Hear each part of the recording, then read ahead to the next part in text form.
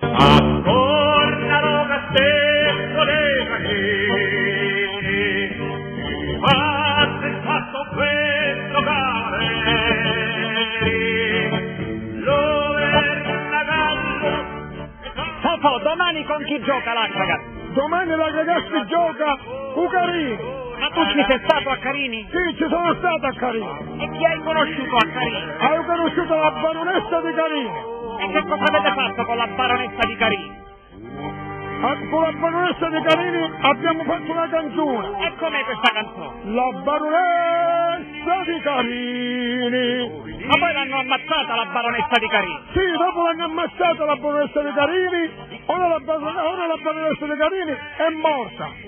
Però la baronessa di Carini ti ha fatto in sogno. Sì, la baronessa di Carini mi ha fatto in sogno. E che cosa ti ha detto? Mi ha detto, io sogno di Carini, ma siccome io sogno mica to, ma io faccio vincere la ragazza. E quanto vincerà l'Akragas? Ma speriamo con 2 argentini 9 che rientrano domani in campo, o vinciamo 1-0 contro Carini, oppure vinciamo 2-0 contro Carini. Quando entri in campo che cosa canti? La baronessa di Carini. Primo corpado annagati. Quanti gol farà l'Akragas? Ma io dico che l'Akragas è una bella squadra, una squadra formata di giovani, però questi 2 professionisti argentine, loro è la prima volta che giocano domani in casa con l'Akragas. I giovani che sono veloci in campo, quelli sono giovani maturi, quello ha 28 anni, quello ha 23 anni, sono 2 professionisti argentini.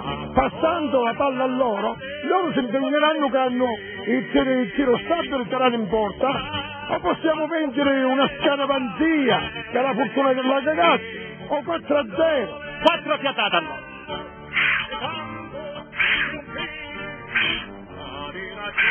Ma quando entri in campo che cosa canti? La baronessa di Carini. Primo corpado annagati.